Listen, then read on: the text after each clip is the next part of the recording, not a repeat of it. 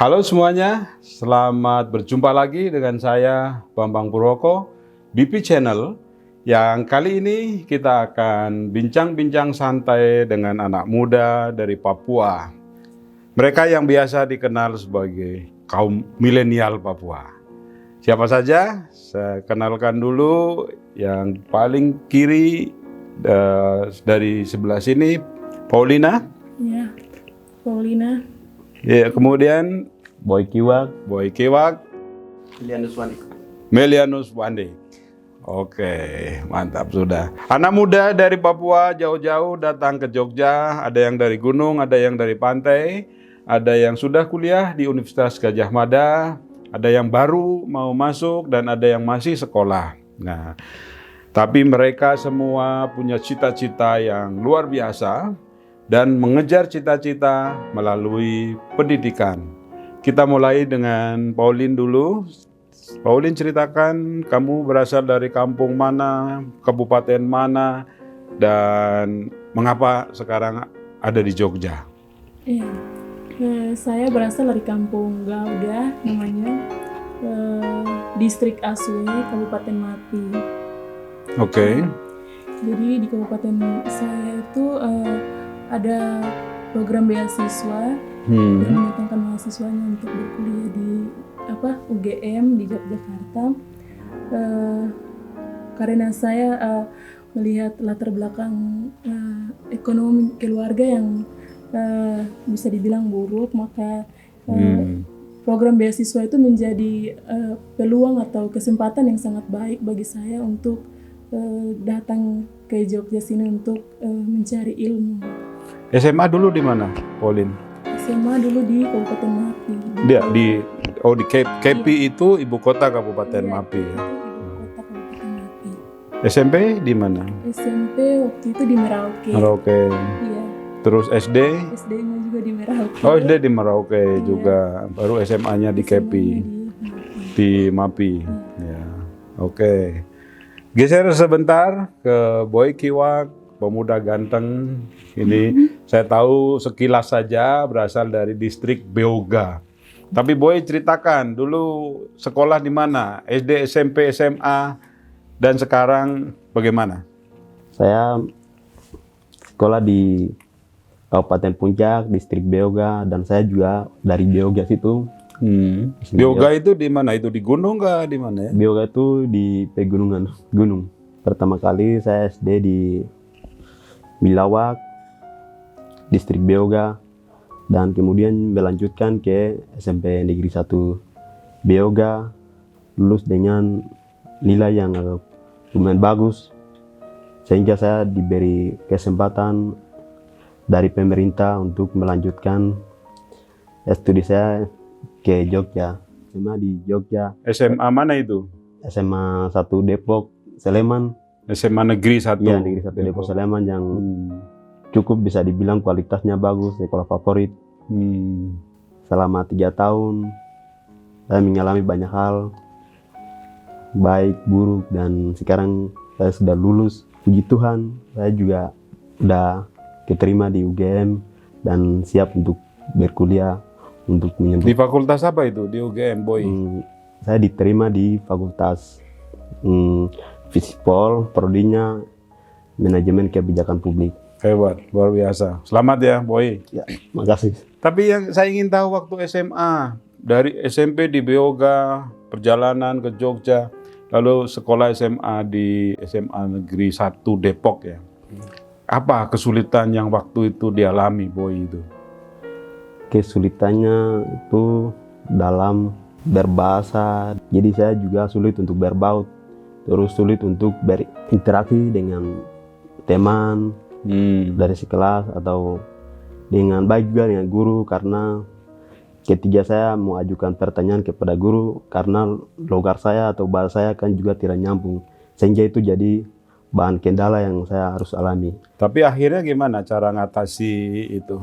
Banyak belajar, meskipun itu sulit, tapi saya harus belajar sedikit-sedikit. Terus saya harus berdekatan sama guru, berdekat sama teman, berbaur, sehingga saya juga bisa belajar sedikit-sedikit. Kalau di lingkungan tempat tinggal dengan warga masyarakat bagaimana? Hubungan baik atau tidak? Itu bisa diterima karena kami juga sering berbaur ketika ada kerja bakti. Di RT kami juga berbaur, ikut berpartisipasi, bekerja sama. Terus ketika ada hari lebaran gitu, kita juga berpartisipasi untuk menjaga keamanan sekitar lingkungan. Sehingga Pak RT dan warga juga bisa menerima kita dengan baik, dan kalian adalah contoh-contoh yang baik. Dan itu kata Pak RT ya? ya kata Begitu. Pak RT. Luar Jadi biasa. saya juga merasa senang, Pak. Wah, mantap sudah. Ya. Oke, Boy Kiwa, kita geser dulu ke Meli Anus Bandi. Ini Meli, dari mana kau itu asal? Saya dari asalnya BUK, Paten Puncak. Ya. Terus sekolah SMP di mana? SMP di Jayapura. Selesai SMP saya ke Jogja. Sekarang sekolah di SMA mana itu? Sekarang saya sekolah di SMA Gama. Kelas berapa sekarang ini? Sekarang saya sudah naik kelas 3. Kelas 3. Kelas 3. Oke. Dengan teman-teman hubungan baik? Dengan Pak Guru bagaimana? Senang bisa ketemu teman-teman. Dan teman-teman juga ramah terhadap saya. Dan juga gurunya sangat mengajar juga, sangat baik. Besok cita-citanya mau kuliah di mana itu, Meli? UGM, Apa, fakultas apa kira-kira bayangannya itu? bayangan saya fakultas Visipol. Kenapa Visipol? Mau pengen jadi apa tuh kau ini? Saya pengen jadi bagian dari pemerintahan Oke. Kabupaten Puncak. Kabupaten Puncak, pulang ke Puncak? Nggak kepingin ke Jakarta? Di luar harus membangun daerah saya dulu biar daerah saya maju, dan habis itu saya akan membangun yang lain. Oke, itu dia Meli Anus Bandi. Apa geser lagi, kalau Boy kuliah di Prodi Manajemen Kebijakan Publik. Kalau Boy sebenarnya cita-citanya itu ingin jadi apa, Boy? Mau jadi apa ya? Gubernur kah begitu? Pengen jadi gubernur Ya. Papua? Ya. Wow, berarti setelah Pak Lukas NMB nanti siapa lagi baru Boy Kiwak dari Puncak. Ya, Wah. semoga. Ya, kita berdoa memang ada gubernur Papua yang berasal dari Puncak ya. Apakah nanti segerakah itu kan? Kalau doa baik, kita berniat baik, Tuhan mendengarkan dan diamini. Ya, dikabulkan. Pauline, ini mahasiswa Departemen Politik dan Pemerintahan ya. Ya, apa cita-citanya? Kalau saya sendiri susun jadi jangka pendek, Ya. jangka menengah sama jangka panjang. Pendeknya apa? Jadi yang jangka pendek itu pengen jadi DPR. Anggota DPR. Jadi anggota DPR. Terus? Terus jangka menengahnya ingin jadi bupati. Oke. Bupati Mapi. Iya, Bupati Mapi. Hebat, luar biasa. Terus jangka panjangnya yang ingin menjadi gubernur. Gubernur juga? Bersaing dong sama Boy. Atau berpasangan? Gubernur dan wakil gubernur. Mudah-mudahan ya. Begitu. Oke, ya. Silakan diminum dulu ya, minum dulu. Kopi kah, teh kah itu.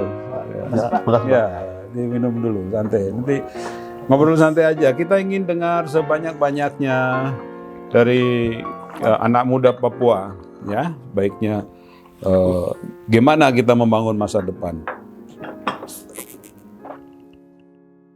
Baik, Pauline, Boy dan juga Meli, bisa tidak ya diceritakan sebenarnya kondisi pendidikan di daerah masing-masing di sana itu seperti apa, di Kepi atau Mapi secara umum, di Beoga atau Puncak secara umum.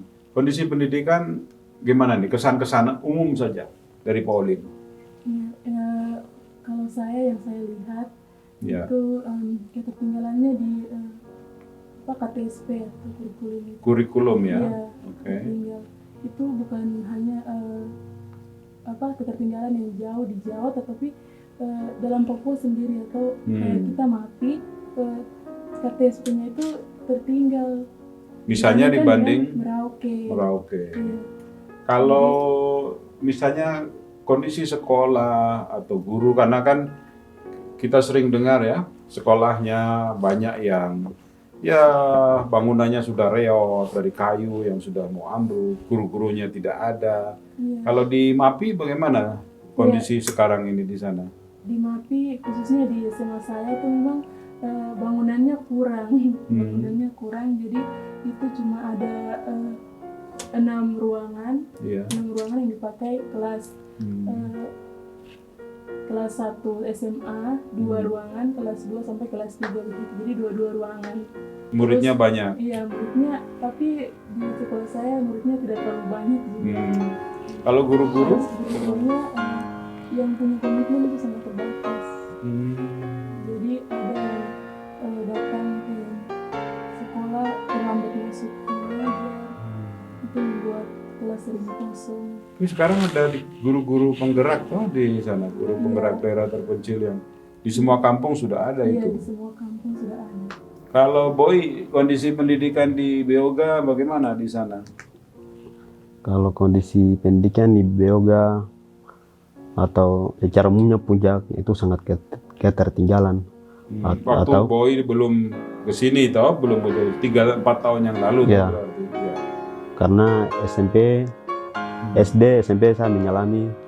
Kalau ketiga SD itu saya pikir saya tidak pernah belajar karena cuma jalan balik. Kadang-kali guru ada, kadang-kali guru tidak ada. Iya. Dan tetap di situ juga teman-teman, karena tidak ada yang bisa ajari sehingga teman-teman banyak yang tidak bisa membaca, tidak bisa menghitung. Itu pasti terdapat banyak karena semuanya tuh guru. Tidak Dan ada waktu itu ya. Ya, waktu itu tidak ada. Tapi sejak tahun 2013-14 kan sudah mulai ada guru-guru Ya. penggerak juga itu Ya. di Puncak itu. Dan saya dengar pendidikan sudah lebih maju sekarang ini. Terus ini pada saat itu yang mengajar dari kelas 1 sampai kelas 6 pada saat SD itu bisa dibilang guru 2 itu dari timur juga, tapi dari NTT, dari Maluku, dua-duanya. Mereka itu yang aktif mengajar, jadi yang lain dia dapat pelajaran, yang lain dapat pelajaran karena tenda gurunya doang ya ganti-gantian. Berarti perlu banyak pemuda-pemuda Puncak yang harusnya jadi guru ya, bagaimana? Ya harus jadi kalau pemuda-pemuda Puncak yang jadi guru itu bagus karena daerah mereka, jadi mereka juga bisa betah dan mengajar. Tapi banyak kan tidak guru-guru yang dari Papua memang ada tapi mereka bisa datang ketika ujian nasional. Saya jujur saja, mereka bisa datang ketika ujian kalau nasional. tidak ujian nasional tidak ada, tidak datang kah bagaimana? Tidak datang, mungkin jalan-jalan ke kota. Itu menurut saya kurang bagus begitu Pak. Oke. Karena itu tidak mengabdi apa yang jadi pertanggungjawaban mereka tuh tidak mempertanggungjawabkan. Jadi itu yang jadi penghambat pendidikan di Puncak. Dan ketika saya bisa merasakan pendidikan tuh di SMP. SMP itu di SMP saya saat ada guru pergerak dari gugus tugas UGM dikirim ke Puncak, terus kami mendapatkan guru yang paling lengkap dan guru juga sangat disiplin.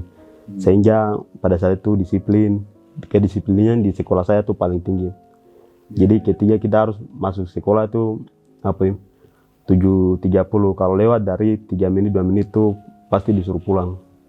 Kamu tidak disiplin, disuruh pulang. Tapi besoknya bisa masuk. Besoknya bisa masuk. Dan setiap sore juga ada literasi kelompok kecil. Jadi dan ada pramuka dengan guru-guru yang ada guru-guru baru. Jadi anak juga punya banyak pengalaman tentang pendidikan.